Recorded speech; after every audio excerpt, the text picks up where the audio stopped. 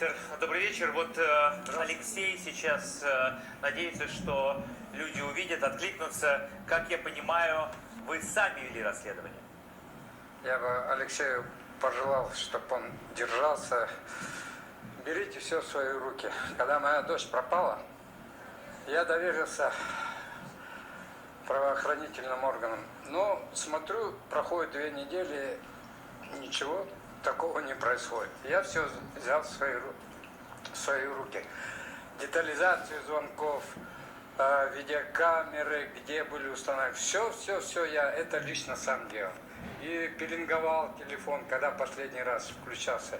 Я себе дал слово своей бывшей жене, родственникам, что я свою дочь найду. Я нашел ее 2,5 года. Вот такие следователи, как Попов, Кандауров, Ватяков. Вообще в этом деле 11 следователей. Нас 10 потерпевших, 4, которые нету в живых вместе с моей дочерью. 6 потерпевших остались в живых. Все потерпевшие. Вот я участвовал в этой передаче, понимаете, там время было сжатое, времени очень было мало, многое не было сказано. К дополнению к этой передаче я хочу, чтобы люди поконкретнее поняли, почему 11 следователей. Я сейчас расскажу и по протоколам, как это все происходило. Вот смотрите. Это таксист Лебедь, ну тварь, урод, первую жертву убивает Анну Ложкову в 2012 году. Там был следователем Кандауров. Понимаете, если бы в то время следователь Кандауров все нормально поиски провел бы, там единственная зацепка была это мусорная свалка. Он бы дополнительные наряды, кинологов. Эта девушка была просто присыпана на этой мусорной свалке. Мы ее до сих пор, тело Анны Ложковой, не нашли. Следующее преступление происходит в апреле 2013 года. Опять вот следователь Кандауров. Лебедь своими действиями вот этой потерпевшей изнасиловал, пытался убить, но эта девушка дала сопротивление и вырвалась. Пишет заявление в Следственном комитете, что ее изнасиловал таксист. Изнасиловал, попытался убить. Ну, понимаете, вот эти следователи, там сколько их было, но самый Кандауров просто над ней посмеялись, поиздевались морально, втоптали в грязь, унизили, понимаете. Девушка и так и получила такую травму, и вот эти следователи добивают ее до конца и просят, после этого просят написать заявление об отказе. И тут тем же пугает, что мы приведем этого таксиста Лебедя на очную ставку, вот он за стеной сидит, он был задержан. При каких обстоятельствах его отпускают, он опять продолжает насиловать, убивать девчонок, опять тут его задерживают. Не задержали в 2014 году. Потерпевшая также пишет заявление о покушении насильственных действий в ее сторону. Тут следователь Попов. Попов, понимаете, уговаривает ее, придумывает, зачем тебе такой позор этой потерпевшей, зачем это тебе все на публику вытаскивать, ты скажи, что ты это все сама выдумала. После случившегося, это потерпевший пьет таблетки, хочет отравиться, попадает в больницу, увозит скорая помощь, но по каким-то соображениям, я не знаю, участковый ее забирает со скорой помощи, хотя не оказав первую медицинскую помощь, привозит к Попову, и Попов его допрашивает. В конце концов он ее уговорил, при ней также стирает с компьютера ее первые показания, под свой лад перестраивает это заявление, дает ей это заявление подписать. Понимаете, вот эта потерпевшая, она вообще домашняя, она и не соображала после этих таблеток такие ужасные боли. Она это заявление подписывает. Следующее преступление он совершает также в 2014 году, но он против этой потерпевшей до конца свои домыслы не совершил, потому что вот эта потерпевшая оказалась вроде бы, тихоня, не тихоня, но дала такой отпор, что он сбежал. Тут, получается, следователь Косян. Она это уголовное дело закрывает, все, состав преступления нету, потерпевшая приходит к следователю Косян и говорит: а как так отказано возбуждение? Так он сам отказался. Как он сам отказался, когда он, эта потерпевшая, стала туфлями, каблуками его бить по лицу, по всяким разным местам. После этого он сбегает. И вот эта потерпевшая уже на другой день вместе с коллегой по работе идут, где они в кафе были, нашли хозяина, просят хозяина показать видеокамеру. Хозяин просто порядочный человек оказался, показал это видеокамеры. По видеокамере видно, что такси «Лебедя» очень долгое время стояла, потом выходит вот эта потерпевшая, садится в машину и уезжает.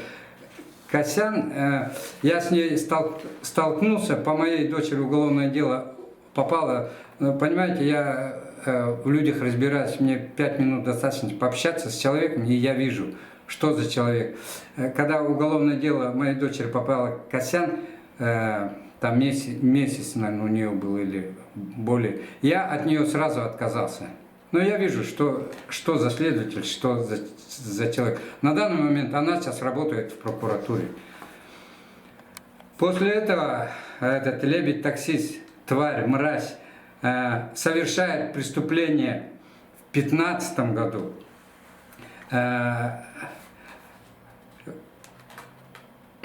Своими насильственными действиями эта потерпевшая сопротивлялась. Он ее ударил по лицу, она так, не потеряла память, а в таком шоковом состоянии была. Он ее изнасиловал. После этого привез по адресу. Этой потерпевшей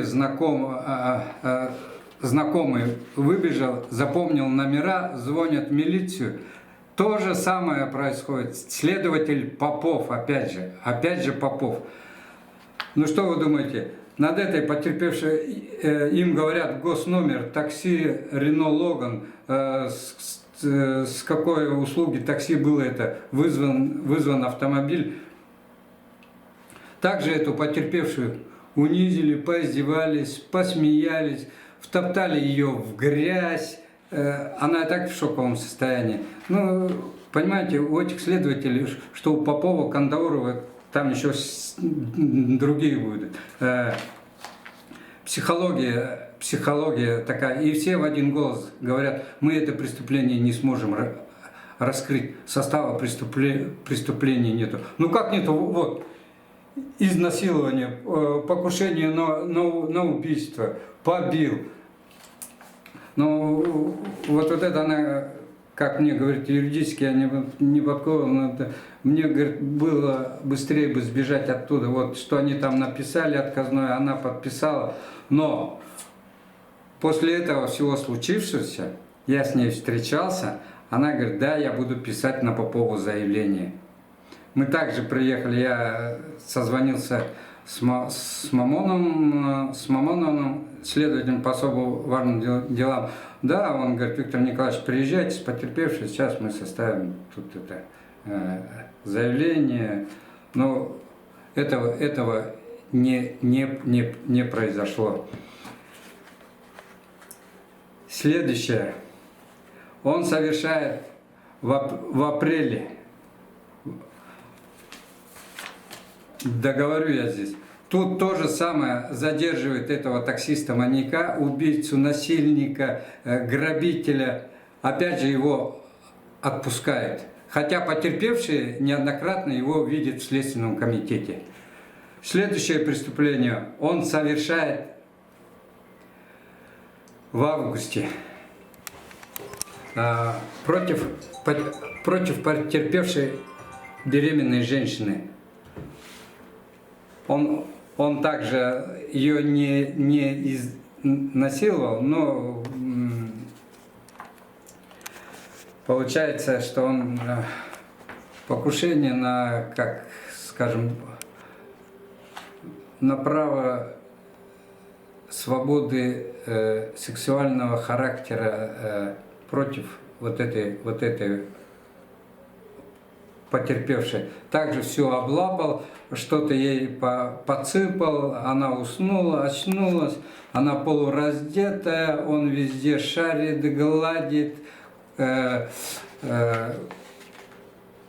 кармане были деньги, на руках обручальное кольцо. Она когда сбежала и увидела, что ни денег, ни кольца на руках. Тут был следователь Ватяков. Он также пишет отказной материал, что состав преступления нету. Но тут же вот эта потерпевшая беременная вместе с мужем находят ребят, которые ехали в такси вместе, находят этих ребят, ребята говорят, вот было вызвано, они находят это услуги такси, диспетчера, объясняют, диспетчерша, да, есть у нас такой показ, фотографии, вот этот лебедь. Понимаете, сами гражданские потерпевшие, что во втором случае, что вот в пятом случае, сами гражданские находят этого лебедя-урода, понимаете? А следователи не могут найти. И по Ватякову я бы хотел отдельно сказать. Он закрыл уголовное дело, после этого он совершает наезд на пешеходном переходе на женщину. А как он работает, я не... Вот по этим протоколам смотришь, там одни следователи, получается, хотя они пока не осуждены, преступники. Ватяков, пока этот шум был, он уволился, устраивается в Красноярскую, что-то транспортный следственный комитет, все, успокоился, теперь возвращается в Республику Хакасия, работает в Аскизском районе. Ну как это все, Следственный комитет, руководитель, все как на это смотрит? Почему вот эти следователи, это называется случайные люди, попавшие в Следственный комитет, продолжают работать? Следующее. Этот таксист Лебедь также совершает преступление в 16 году. Тут следователь Айдарова, это девичья, а Боярова, наверное, по мужу. Также эту потерпевшую девушку насилует. Эта девушка была в шоковом состоянии, приехала к подруге, плакала, рыдала, не знала, что делать, и уехала домой, заявление не писала. Через 2-3 дня приехала к этой же подруге, в гости вызывает такси, вот, пожалуйста, вот этот же таксист подъехал лебедь, урод, тварь. Они садятся, они раз перешептываются, вот он, говорит, этот таксист. Он это слышит, быстро останавливается, быстро их высаживает, не берет деньги, быстро уезжает. Они запоминают госномера, звонят в полицию, полиция приезжает, она пишет заявление, все, вот, такси, госномера, все, вот. Они его задерживают, она его видит там в полиции или в следственном комитете. Также по каким причинам его отпускают, а вот эту потерпевшую то же самое, вот, здесь черно по белому, унижают, издеваются морально, в грязь втаптывает. Зачем тебе это надо? Мы это преступление не сможем, не докажем вот эти все преступления, что было против нее. Также отпускают. Мне просто, как нормальному человеку в голову не входит, как можно за такие тяжкие преступления, убийства, изнасилования, грабежи, у всех он снимает золотые изделия, кого убивает, отпускать этого тваря, так скажем. И вот, и в конце бы я бы еще хотел бы сказать, вот смотрите, самые прямые руководители этого Попова, Смолин и зам Сабитов, какую ему характеристику дают. Как может такой человек работать в следственном комитете? Я скажу, вот, Смолин говорит, да, он пришел к нам с Новосибирской области, приступил к работе. Сразу же начались к нему претензии, нарекания, уголовные дела затягивают. Как профессионал, специалист, последователь, низкий уровень знания, на работу опаздывает. Уже применялись и дисциплинарные, и финансовые к нему применяли. Уголовные дела затягивают, забирают у него, передают другим следователям, а он только обещает, все я сделаю.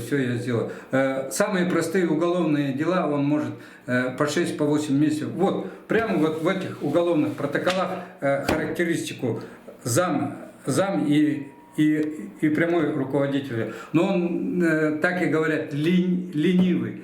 На дежурство ставит, это, понимаете, самое ответственное такое дежурство по городу Абакана, ставят на дежурство. На дежурстве его найти не могут, понимаете. Руководителю приходится другого следователя с постели вытаскивать и ставить на дежурство. Вот вопрос к руководителям Следственного комитета по республике Хакасия. Как может быть такой следователь работать? Почему его поганой метлой не гонят оттуда? И вот зам, который курирует вот эти уголовные дела, говорит, что вот по потерпевшей, которая уголовное дело, это уголовное дело, как он ее скрывал или прятал, у него на руках он был целый год. В прокуратуру это было в 2014 году, а в прокуратуру попало в 2015 году. Это тут тоже просматривается 316 статья укрывательство преступлений. Да, я на передаче был, не все высказал, но я сейчас все сказал. За это взялась Госдума, они мне звонят, какие бумаги, какую информацию. Ну, мы с ними постоянно общаемся. Я думаю, Госдума, депутаты, пока я фамилии не буду говорить, я думаю, это дело они доведут до конца. А другим следователям, которые работают, вот этих, кого я тут назвал, горе-следователи, еще раз повторюсь, это случайные люди. Тут у нас, которая убита, Якова Наталья, которая потерялась в 2015 году за неделю перед моей дочерью. Понимаете, находят останки человека. В 2014 году потерялась Патрикеева Виктория, я с Райкова. Я ездил с матерью, встречался, ну, неблагополучная семья, понимаете, это, ну, мать так грубо скажу, не хотелось бы говорить, ну, алкашка.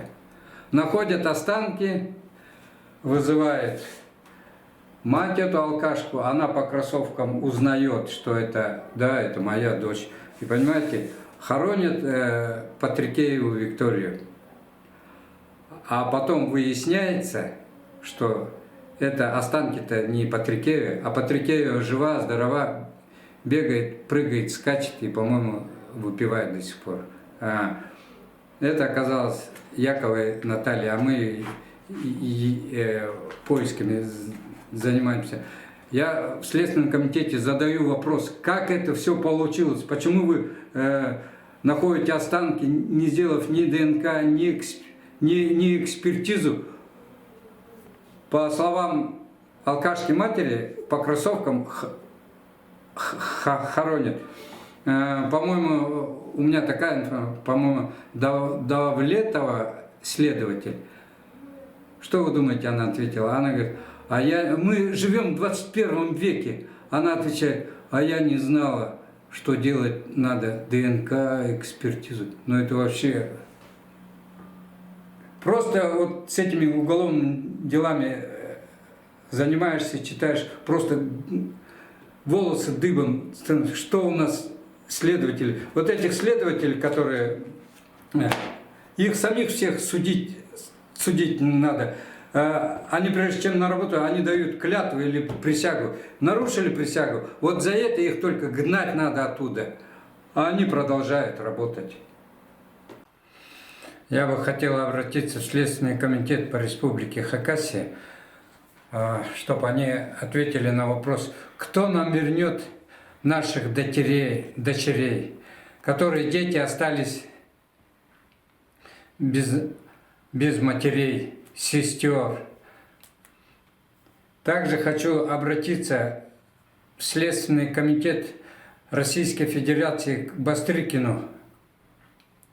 Почему у вас происходит в вашей ведомости такой бардак и хаос? Почему вот этих следователей,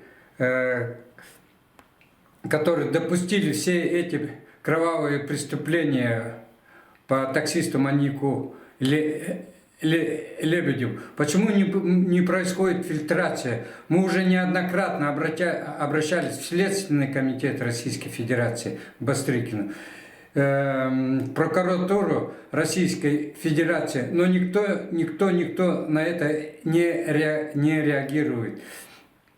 И хотелось бы отдельно обратиться к нашему президенту Владимиру Владимировичу Путину, чтобы он обратил на нас внимание. Вот по этому таксисту, только Лебедю, нас десятки потерпевших, а кроме других эпизодов, у нас наберется несколько десятков. Вот я обращаюсь к нашему президенту.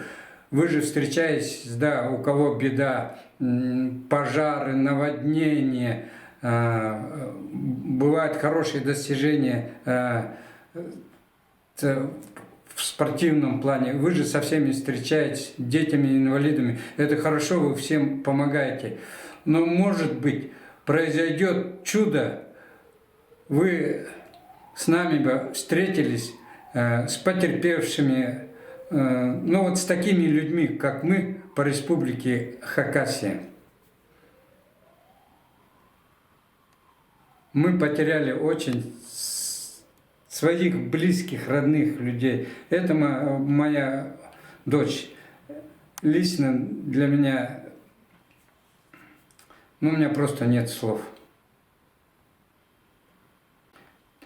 Также хотелось бы задать вопрос к Следственному комитету по Республике Хакасия. Почему вот эти следователи до сих пор многие продолжают работать?